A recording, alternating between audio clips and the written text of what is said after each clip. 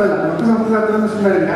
കോട്ടയ്ക്കില് കർത്തന ശങ്കരാചാര്യ ഞങ്ങളെ ആദ്യം ബാലപാഠങ്ങൾ പഠിപ്പിച്ചാൽ അദ്ദേഹത്തിൻ്റെ ക്ലാസ് ആ കാലത്ത് പഴയ രീതിയിൽ സംസ്കൃതം പഠിക്കലേ. അപ്പൊ അത് എല്ലാവർക്കും അത്ര ദഹിക്കില്ല. പക്ഷെ ഞങ്ങളൊക്കെ അന്ന് സിദ്ധരൂപം കാണാപ്പാടം പഠിച്ച് അങ്ങനെയൊക്കെ ഒരു മട്ടായിരുന്നു. കഷ്ടിച്ച് അദ്ദേഹം അവിടുന്ന് പോരാനാകുമ്പോഴേക്കും അദ്ദേഹം കഷ്ടിച്ച് ശ്രീരാമന്ന് കഴിഞ്ഞ് കുറേശ്ശെ രഘുവംശത്തിൻ്റെ ആദ്യം അപ്പോഴേ ഇതിൻ്റെ ഒരു ചെറിയ രസത്തിലേക്ക് നമുക്ക് വന്നു. അത് കഴിഞ്ഞിട്ട് പിന്നെ കലാമണ്ഡലത്തിൽ വന്നപ്പോൾ കുമ്മിമാഷ് മലയാളം വെച്ചാലും ഒരു പാഠത്തിന് സംസ്കൃതം പഠിപ്പിച്ചു. പിന്നെ സൂപ്പറിന്റെ അപ്പം വ്യാകരണ പുസ്തകമുണ്ട്, ഒരു ശാസ്ത്രി. അത് സൂപ്പറിന്റെ ഇങ്ങനെ പച്ച വെള്ളം പോലെ ഞങ്ങളെ പഠിപ്പിച്ചത് നമുക്ക് തന്നെ ഒരു നല്ലോണം തരും. അതോടുകൂടി തന്നെ കൃഷ്ണവിലാസം കാര്യം തരും.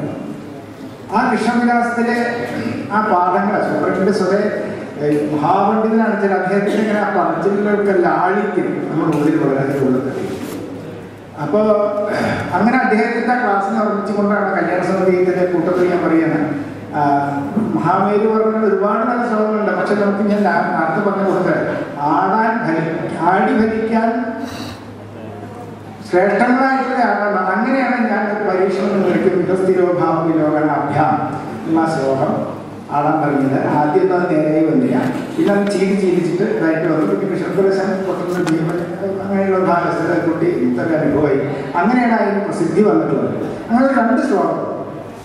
അപ്പൊ ഇതിനൊക്കെ കാരണമായിട്ടുള്ള ഒരു സാഹചര്യമായിരുന്നു എന്നാണ് ഞാൻ പറഞ്ഞുകൊണ്ടിരുന്നത്. പിന്നെ ഈ നാട്യശാസ്ത്രത്തിൻ്റെ ഇന്ന അധ്യായങ്ങൾ പഠിപ്പിക്കണം എന്ന് പറഞ്ഞിട്ട് കുമ്മി മാഷൻ ഇളയ മാഷൻ എല്ലാവരും. അപ്പം ഞങ്ങൾ അന്നത്തെ ഞങ്ങളുടെ ഇതിൽ ഞാൻ നെല്ലിയുടെ MBS വിജയൻ നമ്പീശൻകുട്ടി പിന്നെ അവിടെ അധ്യാപകർ ആ അക്ഷര ശ്ലോകം കാണുമ്പോൾ ഉണ്ടായിരുന്നു. അപ്പോൾ ഇതിങ്ങനെ ഓരോ ക്ലാസ്സിൽ കൊടുക്കണം. പിറ്റേ ദിവസം കാണാപ്പാടം ചെല്ലുക, അക്ഷര ശ്ലോകം ചെല്ലുക, അങ്ങനെയൊക്കെ ഒരു ഹരമുള്ള ഒരു കാലമായിരുന്നു. ശൃംഗാരനാമ അങ്ങനെ ഇത് പറയും പോലെ വിധിസ്ഥായി ഭാവാത്മകമുള്ള വ്യക്തികളൊക്കെ അങ്ങനെ പഠിക്കാനുള്ള ഉത്സാഹം. അപ്പം അങ്ങനെ പഠിച്ചുകൊണ്ട് വന്നപ്പോഴത്തേക്ക് നാടകങ്ങൾ വായിക്കാനുള്ള പ്രേരണയ്ക്കുണ്ടായിരിക്കും സംസ്കാരം. അപ്പം ആശാന്റെ ഈ ക്ലാസ്, അപ്പം ആശാന്റെ ഈ ഇതെന്ന് അപ്പം ആശാൻ തന്നെ പറയുന്നത് സ്വയം കുറെ വായിച്ച് ഉണ്ടാക്കി വേണ്ടത് സ്വീകരിച്ച് വേണ്ടാന്ന് തള്ളി അങ്ങനെ ഇതാക്കി എനിക്ക് ഓരോ കവാടങ്ങൾ അദ്ദേഹം തുറന്നുകൊണ്ടായിരുന്നു ക്ലാസ്സുകൾ. എന്ന കൂട്ടത്തിൽ തന്നെ ഞാൻ ഇതിന് നീട്ടിക്കൊണ്ട് പോകുന്ന അങ്ങനെയാണ് ഞങ്ങൾക്ക് ശരിക്കും ഉൾക്കൊള്ളാൻ ഒരു ഇത് കിട്ടിയിട്ടുള്ളത്. ആ ഒരു സ്വരത്തിൽ തന്നെ ഇതാകുമ്പോഴാണ് സ്ഥായി പോകാത്ത കഥാപാത്രങ്ങളെ നിലനിർത്താൻ കഴിയും. എന്ന കൂട്ടത്തിൽ തന്നെ അദ്ദേഹം ചൊല്ലിയാട്ടത്തിൻ്റെ ഇടയിൽ ഇങ്ങനെ പറയും.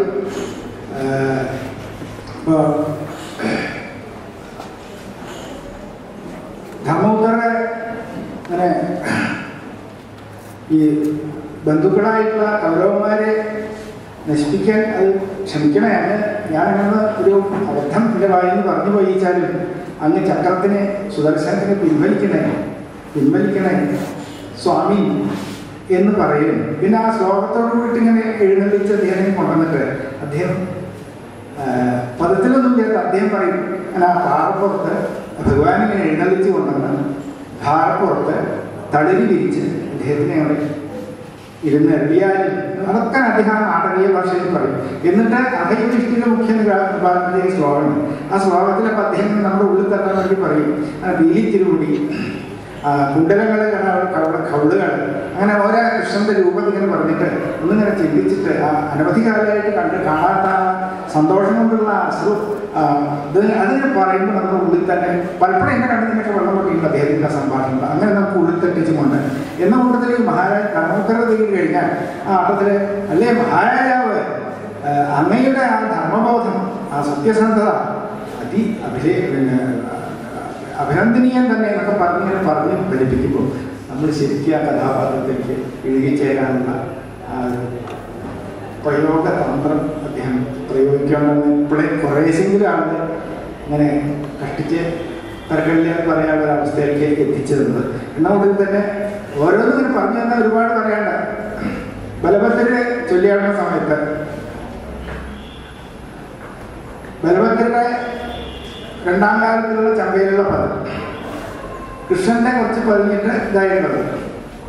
അപ്പൊ അതിനൊക്കെ റിയാക്ഷൻസ് വരണം.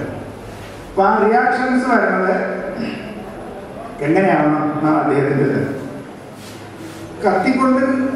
കത്തി കിടക്കണ കനലിൽ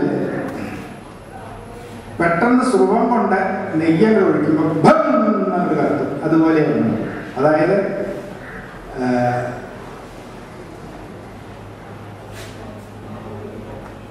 എന്താ രാജവാരി ഇന്ത്യ നേരെ വലിയ മോഹം കേൾക്കുന്ന സുഹൃതയും അങ്ങനെ അർജുനനെ ഇത് ചെയ്തിരുന്ന പറയുമ്പോഴേക്കാണ് ആഹാ അങ്ങനെ അർജുനനാണ് സന്യാസി വേഷം ധരിച്ചത് ഞാൻ അറിഞ്ഞോ എന്നുള്ള ചോദിക്കണമെന്ന് ആ ചോദ്യത്തിൻ്റെ ഇതിനാണ് അദ്ദേഹം ഉപയോഗം കത്തിക്കൊണ്ടിരിക്കുന്ന ഈ കനലിൽ സുഖം കൊണ്ട് അങ്ങനെയാണ് ആ സംഭാഷണത്തിൻ്റെ ശക്തി. അങ്ങനെ ഓരോന്നും അദ്ദേഹം വേർതിരിച്ച് പറഞ്ഞ് പിന്നെ ആ ഉത്തരവാദിത്വം മുഴുവൻ നമ്മളെ ഏൽപ്പിച്ചുമാണ് വെച്ചാൽ നമ്മൾ വായിച്ച് സ്വയം വായിച്ച് വേണ്ടതെടുത്ത് വായിക്കുന്നത് മുഴുവൻ ആളാളോട് അല്ലാതെ ആദ്യം ധരിക്കണം എന്ന് പറഞ്ഞുകൊണ്ട് പിന്നെ എന്തെങ്കിലും ഒന്ന് പുതിയത് ചെയ്യാച്ച അദ്ദേഹം പറഞ്ഞിട്ടുണ്ട്. ആദ്യം നമ്മൾ സ്വയം ആസ്വദിക്കണം. നമ്മളെ സ്വയം ആസ്വദിച്ച് അത് കാണിക്കാനുള്ള ഒരു പ്രകടന രീതി നമ്മൾ ഉള്ളിൽ ആവിഷ്കരിച്ച് അത് അനവധി മനസ്സിലിട്ട് തന്നെ കുരുക്കി ചെയ്ത് ഏതാണ്ട് യോജിക്കും പലപ്പോഴും തോന്നുമ്പോഴേ കാണിക്കാവൂ. വേണ്ടാണ്ട് വാരി വെച്ച് കാണിക്കേണ്ടത് കാണിക്കുക. എന്നിട്ട് അറിവുള്ള കാര്യം അതിനെ ആസ്വദിച്ച് പറയുന്നവരുടെ അഭിപ്രായം വ്യാജഗ്രാഹി വിവേചനത്തോടുകൂടി സ്വീകരിച്ചിട്ട് പിന്നെ മാറ്റങ്ങൾ വരുത്തി അങ്ങനെ ഒന്നേ പുതിയതായിട്ട് ചെയ്യുമ്പോൾ ചെയ്യാൻ വാരി വലിച്ചതായിട്ട് ചെയ്യുന്നത്. അങ്ങനെ ഓരോ ഇതിലും പറഞ്ഞു തുടങ്ങിയ ഒരുപാട് ഞാൻ പറയാനുള്ളത് പ്രത്യേകിച്ച് ഈ പാത്രത്തിനെ പറ്റിയിട്ട് നിഷ്കർഷമായിട്ട് പഠിപ്പിച്ച് വന്നിട്ടുള്ള ആ ഒരു കളനി അതിന് മുമ്പും അതിന് പിമ്പും ഞാൻ കണ്ടിട്ടുമില്ല കേട്ടിട്ടുമില്ല. അത് നിങ്ങളെ വളരെയധികം ഇന്നിപ്പോൾ ഈ സ്ഥാനത്ത് വന്ന് നിൽക്കാനുള്ളൊരു അവസരം ഉണ്ടാക്കിയിട്ടുണ്ട്. അദ്ദേഹത്തിൻ്റെ ആ പഠിപ്പിക്കലിൻ്റെ മഹത്വം കൊണ്ട് മാത്രമാണ്. അത് വേണ്ടത്ര ഉൾക്കൊള്ളാനുള്ള ബുദ്ധിയോ ഇതോ നമുക്കുണ്ടായാൽ മാത്രമേ ഈ ജന്മത്തിലുള്ള ഒരു നിർഭാഗ്യതയുള്ളൂ. അത്രയും മഹത്തരായിട്ടുള്ള ആ അഭ്യാസമുണ്ട്. നിങ്ങളെയൊക്കെ ഇങ്ങനെയൊക്കെ തീർത്താൽ ഇതിനൊന്നും കൂടി നമസ്കരിച്ചു കൊണ്ട് തൽക്കാലം ഞങ്ങൾ